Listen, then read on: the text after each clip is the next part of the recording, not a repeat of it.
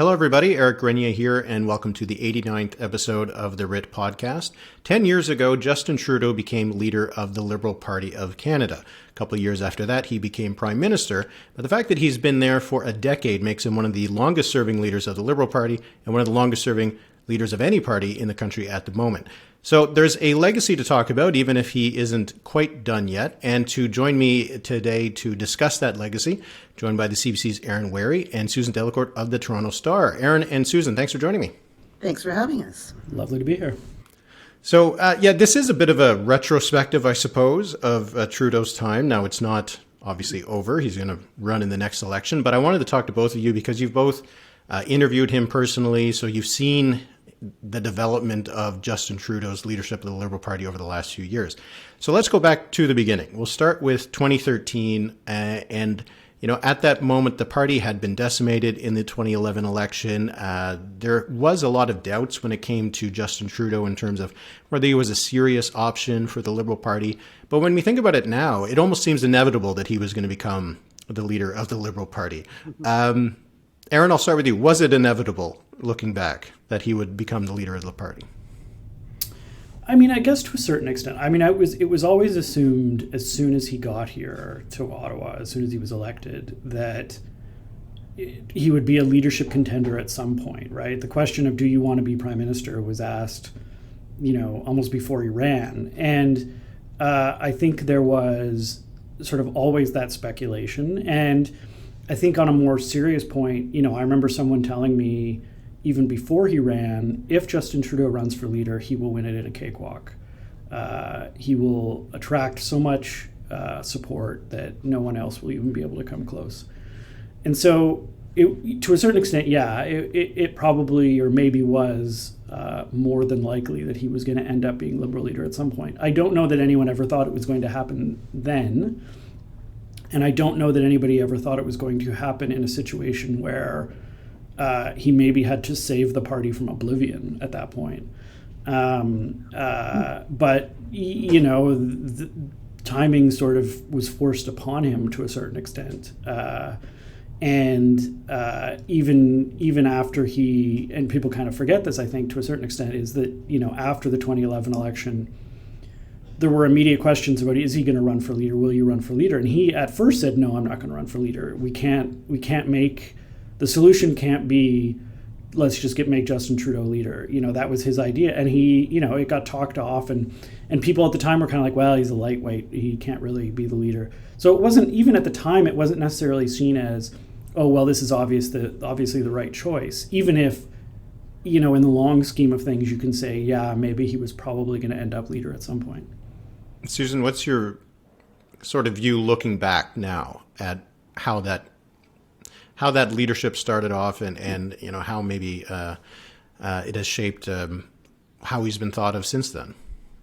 Yeah, I did a 10-year look back last year because I interviewed him on his 40th birthday. So many of the things that Aaron is saying right now, I remember I interviewed him about, are you going to run? Or, are you serious that you've ruled it out?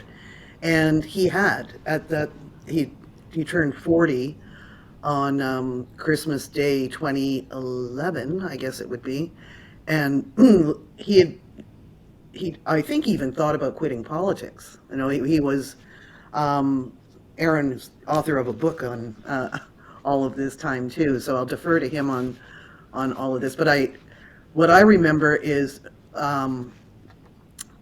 he wasn't seen as serious, but that was by people who didn't know him. And one of the things that is a constant with him is he's constantly surprising people around him. I've written about this week in the Katie Telford profile. He had a meeting with her, sat down with her, and I guess she couldn't hide how surprised she was that he wasn't a lightweight, that he was actually. And there's again another famous story when he was going to run, and Stéphane Dion wasn't all that crazy about that idea, and a bunch of policy people sat Trudeau down in a room somewhere on the Hill and just peppered him for hours with policy questions. And some of the people who were in that room ended up being among his leadership team as well, too. So he was a little bit about being underestimated back then. He told me in that interview in 2011 that he decided to do a boxing match, and we all know how that turned out too. I think the boxing match was sort of a pivotal moment for him. Whether it was designed to launch him into, the stratosphere, whatever it was, but when he put on the boxing gloves and got in the ring with Senator Patrick Brazeau, that seemed to be, and he was being called Shiny Pony by the Sun newspapers. That's the kind of thing Justin Trudeau really enjoyed back then, was being underestimated, whether it was about his brains or his brawn or whether he should be taken seriously. I think a lot of that, people have forgotten that he's fought that before. And so some of the criticism now, you still hear it, is he's an unserious character. That he's been dealing with that his whole life. So a little bit of this feels like deja vu. He reminded me, I won't babble on this way, when I did an interview with him last year to mark when he turned 50. And he sort of said off the cuff, and I'd forgotten about it. He goes, though that's when I was getting everybody to call me Justin. And he was deliberately playing down the Trudeau thing because he was not Pierre 2.1. He really, really did not want to be seen that way.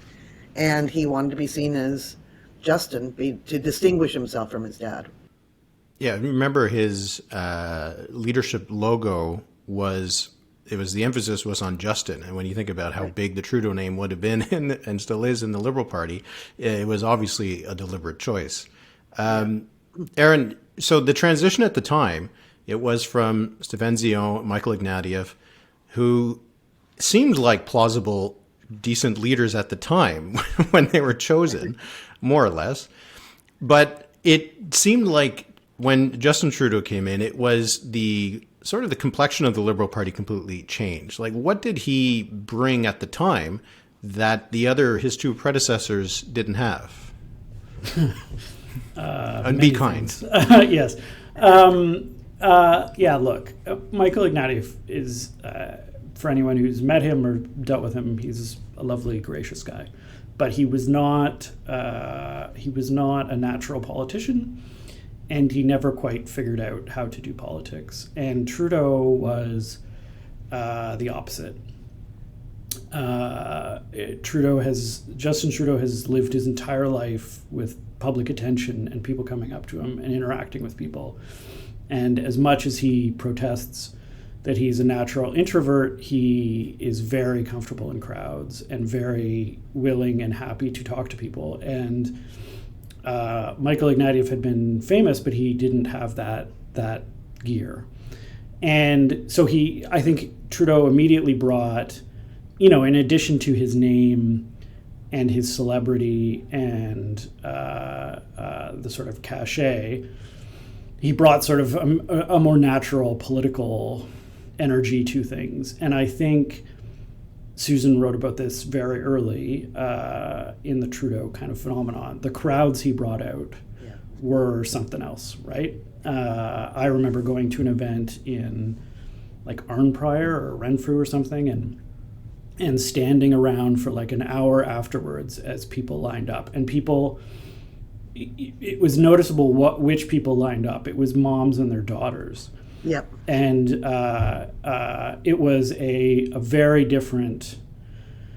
It was a very different energy. And then later on, we can talk about it more. But like later on, he then brought in sort of some very a much higher degree of boldness and direction to the party on marijuana, on being pro-choice, kicking senators out of the caucus, running on a deficit. But the immediate impact was a real energy and a real political talent that wasn't there.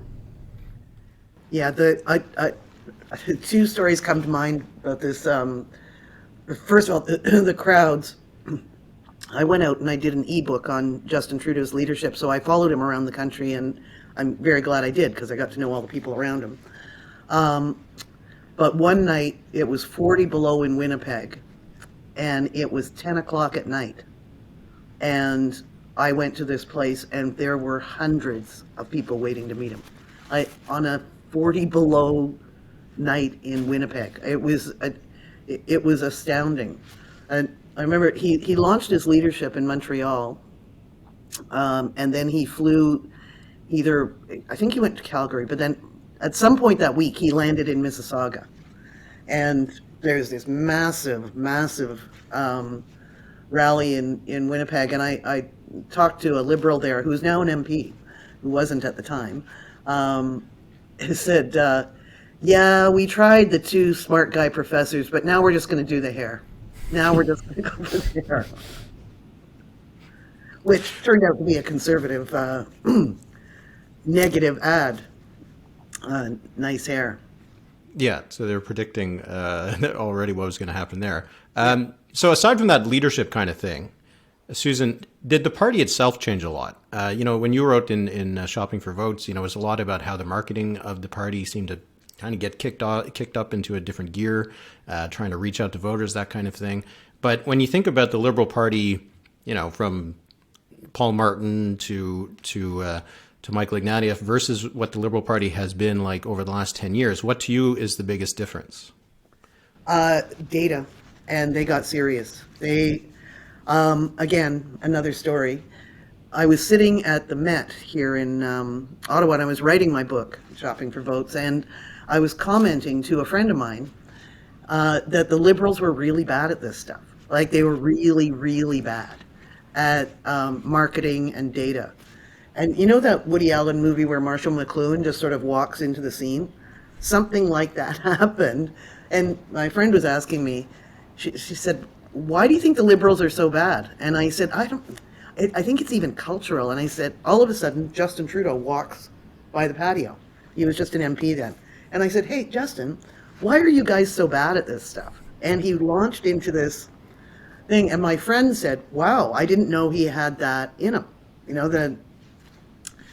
So when, largely because of Katie Telford and Gerald Butts, who were serious about this stuff, and some of the people around them, they got very, very serious about data. And all of those big crowds were harvesting data campaigns, right? They hired a bunch of students, I remember. Aaron, I think you visited they had their headquarters down in Toronto.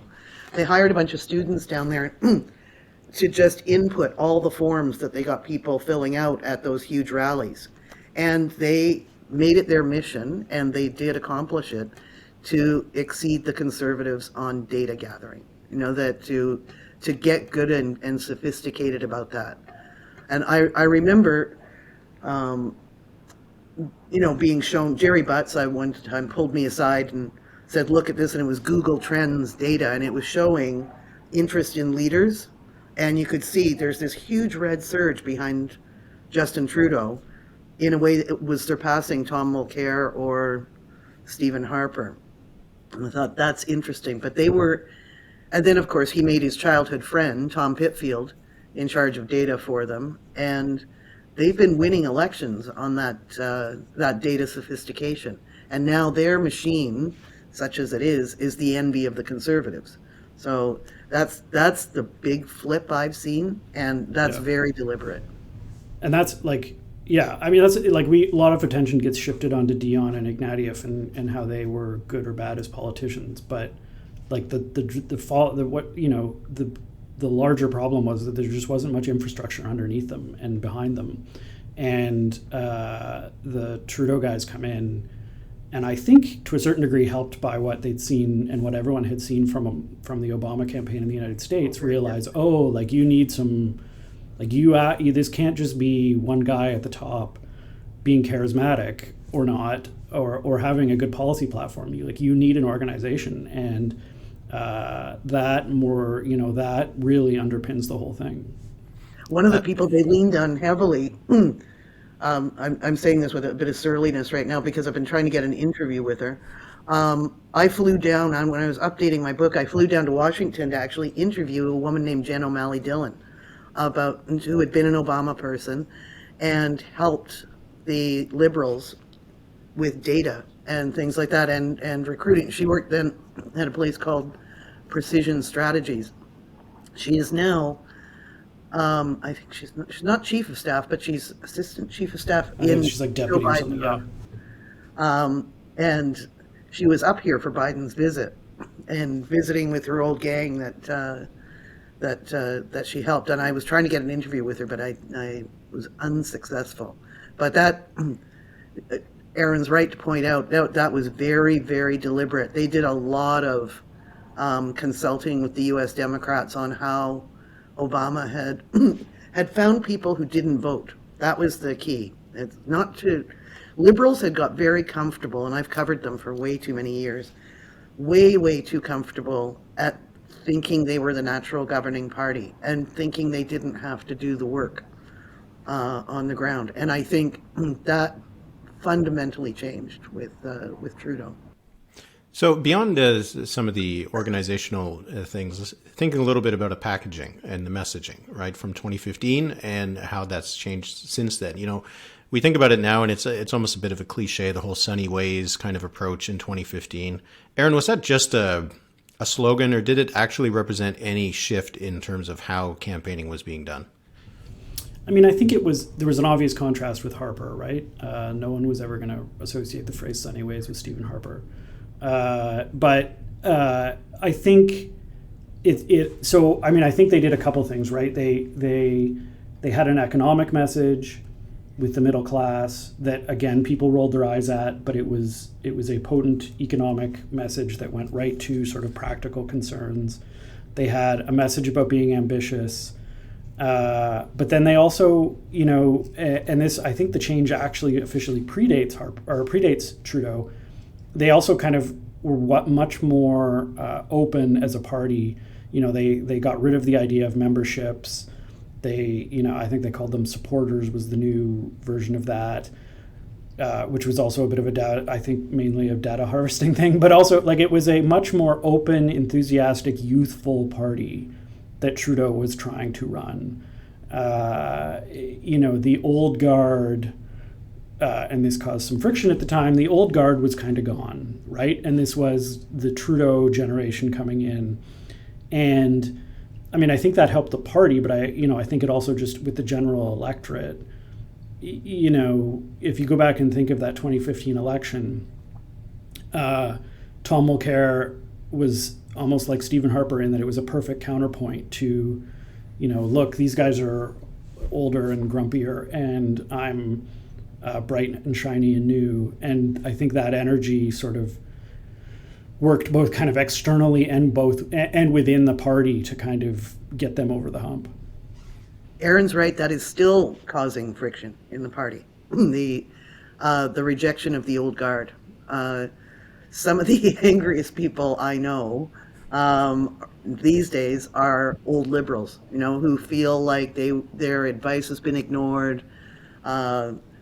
They can't get the prime minister on the phone like they used to. They're not getting Senate appointments, you know, that I shouldn't laugh, but, you know, there was genuinely hurt feelings over the way Trudeau just put up his elbows and said, I don't want anything to do with, you remember his famous speech the night he won the leadership. There are no more Chrétien liberals, no more hyphenated liberals, no Martin liberals, you know, we're all...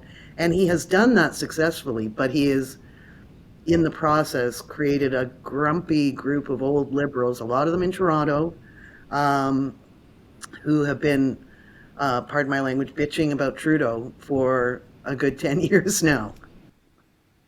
But is that, Susan, is that reached at all the level of the kind of, you know, the old splits, like you said, the hyphenated ones, the old Chrétien Martin, the old Turner Trudeau? Is it anywhere reaching that level? No. There's no obvious successor to Justin Trudeau. Much as he, apparently, I don't think he said, well, maybe he has said this to me, that he wants, whenever he does leave, he wants a lively race with people to succeed him. He does not see Mark Carney as a challenger. You know, that the way it was put to me, it wasn't by Trudeau who said this, but if if he saw Mark Carney as a threat, he wouldn't have invited him to speak at the convention back in 2020, I guess. That he is he's okay about that, but there isn't a Martin Chrétien kind of dynamic going on in the party right now. You'd agree with that, Aaron? Yeah. Yeah, there's not. I mean, there are people who are definitely kicking the tires on leadership campaigns, Yeah. but there's nothing like the Martin Chrétien fight or the Turner Trudeau Chrétien. I don't know. Turner fought various people. There's none of that kind of split where you're picking sides and like there's definitely that group of sort of like what are still called business liberals or blue liberals who are are grumpy about the direction of the government, but it's not in that classic there's no Peter Newman book to be written here about the fighting within the Liberal Party. So let's move a little bit to how things have shifted since 2015 and that campaign and now. Susan, maybe the most obvious question is, when you think about the last two campaigns, 2019, 2021, obviously the contexts are different, but how has that style that, was meant to be a little bit more, youthful, new, sunny, as it was said, versus what we've seen in the last few election campaigns? Well, people say it so often that I'm not going to say it, but I'm going to allude to that old quote about events. I joked with them, I don't know, I think it was last year.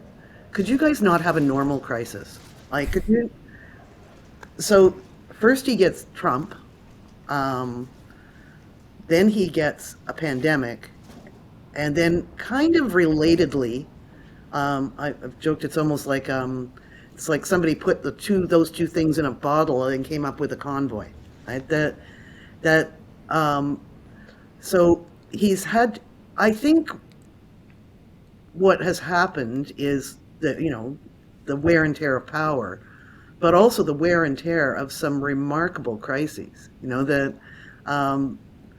his father never had to deal with a global pandemic, or his father just had separatism, right? That was, and his dad didn't have a president like Trump. So I think some of that has put some wear and tear on this government and its sunny ways. Also, I think, I'm going to be writing this, so you're hearing me sort of. I really think that the promise, maybe it was impossible to keep, but one of the things they promised to do was to decentralize the PMO. And they definitely did not do that. They definitely did not decentralize. It is a very centralized, it's pretty much the same degree of centralization as Harper, except it's nice, right? Or they're nicer. It's got a smile on its face and it talks to the media. But other than that, everything gets cleared through the PMO. Everything, the staffers move in and out of the PMO. And I think that I noticed it really early when they were making a big fuss of their new cabinet. And I thought, what about all those other MPs? You've got tons of them converging on Ottawa. And Trudeau, first of all, looked like he was more interested in being on the international stage, going off and giving interviews with Vanity Fair before he talked to the likes of me and Aaron. And then he would, and then those MPs were just left there. And it did create a kind of a class and a cliquey system inside the caucus that exists to this day too. And he's had to do a little bit of repair work on that, like actually reaching out to caucus members. So I think that has been, I think, a big problem for them, that got in the way of all that promise. And I talked to, all the old liberals too, not even the grumpy ones. I think there are a lot of younger liberals who think that they might have squandered those first 4 years, that they didn't do some of the big things. They did many big things, as Aaron points them out in his piece. it's worth remembering that the child benefit and renegotiating NAFTA was no small thing. But the combination of keeping themselves centralized and disciplined that way, having to react to these extraordinary events, has kind of knocked them off the positive, happy, sunny, new promise thing. Would you agree with that, Aaron? Yeah, I think that's right. I mean, I think you can sort of talk about this government both in terms of how much has changed and how much didn't get changed. As compared to Harper on policy issues, on focus, on emphasis, like climate policy, there are all sorts of things that have changed in huge ways since Harper was here. The direction of the government is fundamentally different, but the way government operates, the way Parliament operates, the way politics operates, I don't think they've made the changes that they might have hoped to have made. To take backbenchers, to a certain degree, that backbenchers are more free to talk now than they were under Harper, but it's not a completely different Parliament. Cabinet isn't completely different. It's just, and some of the public service. I mean, I think that will be one thing that people look back on, is whether they did enough to get the public service sort of up to speed. There are fundamental pieces like that they just sort of didn't get to or didn't put enough emphasis on.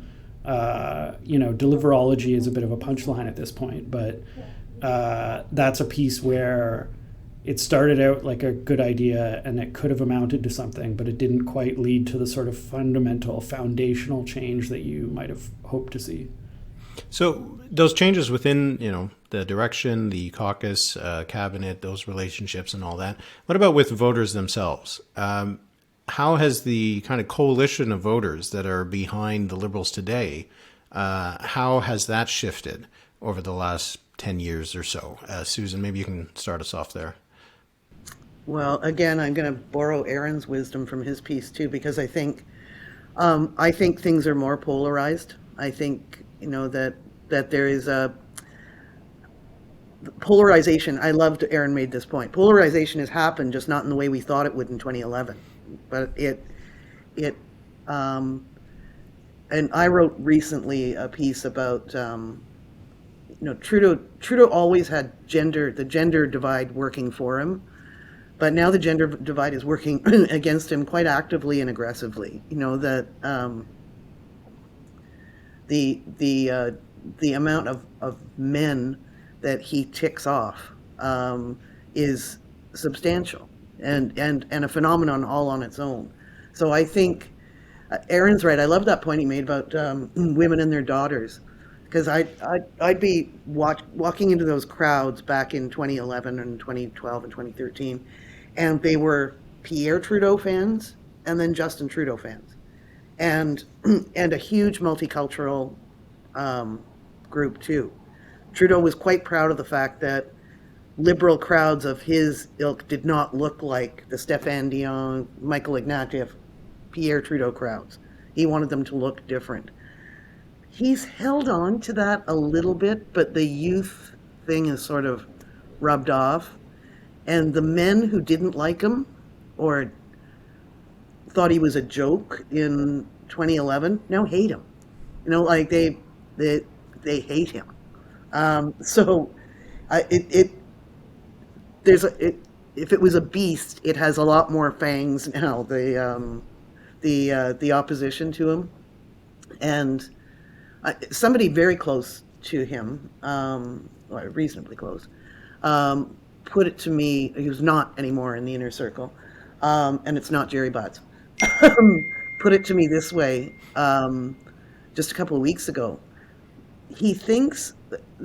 His suspicion was that Trudeau understands the depth of anger toward him by the haters. The Trudeau, how can you miss them? They show up everywhere. What he said that he probably is not calculated is the indifference among his old supporters. The fact that they've gone kind of, they're not as warm about him or as excited about Justin Trudeau as they once were. And so he could always deal with the haters, but he had this enthusiastic crowd, and he doesn't have that anymore. Yeah, in this first view. since the beginning of 2019, aside from the pandemic blips, I mean, the party's been stuck at the low 30s. So they lost a lot of those extra people that they gained in the last election. Aaron, what's your view on how that coalition has kind of shifted? Yeah, I mean, I think their support among female voters is probably nearly as strong as it has been. Maybe not as enthusiastic. I think Susan's right that the views among men have sort of radicalized to a certain extent. I think it's hard. I think they have struggled to maintain enthusiasm amongst young voters. Which maybe was inevitable. I don't know, but it if anybody was going to be enthusiastic about this government, it was going to be young voters, and I think it's been hard during the governing period to. I think this has been the central challenge from the start for this government, to maintain the idea that they are doing things, that they're getting that they're living up to expectations. For all that, they have. It wasn't that long ago that we were talking about how the Conservatives were going to dominate the suburbs forever. And that has not come to pass. The Liberals' domination of the Toronto suburbs is pretty amazing. It could flip at a moment, but, they've held that. They've held, the cities against, what we thought was a strong NDP 10 years ago. And they've made inroads in some other places around the country. But I think they have... So they've managed to make that those sort of bases of strength, but they haven't had the breakthroughs. If you go back to 2015, I think, well, you'll know this, Eric. I think they won 4 seats in Alberta. Now they're sort of lucky to win 2. There's not a breakthrough there. It's the same with Saskatchewan. They used to at least have Goodale seat. So they haven't had those kind of found those sort of major shifts that change things, and that you wonder. I kind of flicked at this in the piece I wrote today, like whether that 39% is kind of now the new Liberal ceiling, but at the same time, they have proved fairly resilient now through 3 elections in the places where they're strong. Yeah, and I'd add probably to that, the fact that they're still competitive in Quebec and getting a lot of support from voters who, just last fall voted for the CEQ, right? It's the kind of thing that would have been hard to imagine in the early 2000s when the party was at its lows in Quebec. Let's finish here because we're going pretty long. So just want to wrap it up with this kind of question. It's a big question, and I got this from one of my subscribers, so I want to pass it along. It's inevitable that there's always the comparisons to his father, right? And even if he's trying to separate himself from that, and sometimes there's charities or foundations that share his father's name. That's unfortunate for him politically. But let's just talk about how he might be compared to his father. Like, let's assume that we don't know what else happens with the rest of his political career, but just to date, if we were just looking at what he has done as Prime Minister and as leader of the Liberals, how might his legacy be compared to that of his father? Aaron, what are your thoughts? So, I'll borrow something from something Trudeau said to me. He's not going to have something like the Charter and the Constitution, right? He's not going to have that kind of massive piece that defines the country on such a foundational level. I don't know that he's ever going to have the kind of mythic reputation that his father left behind, right? The famous line about "he haunts us still." I don't know that he will ever have that. I think his father was a different character, and I think his father also, came along at a certain time in the 60s when things were kind of set up for that kind of thing, for the kind of reputation that he built. That said, having revived the Liberal Party and built it back up, I think is a significant piece of that, and I think he may leave behind. He could, depending on how things work out and where things go from here, leave behind the kind of policy the policy record of achievement that is similar to something like Pearson, where he made big moves on equality and climate change and various other fronts, and that's what gets left behind. So I don't know that he ever quite ends up on the legendary list, but I think he's maybe a notch below that. Susan? Yeah, I think I agree with all of that. I think I've asked him from time to time too the dad question, and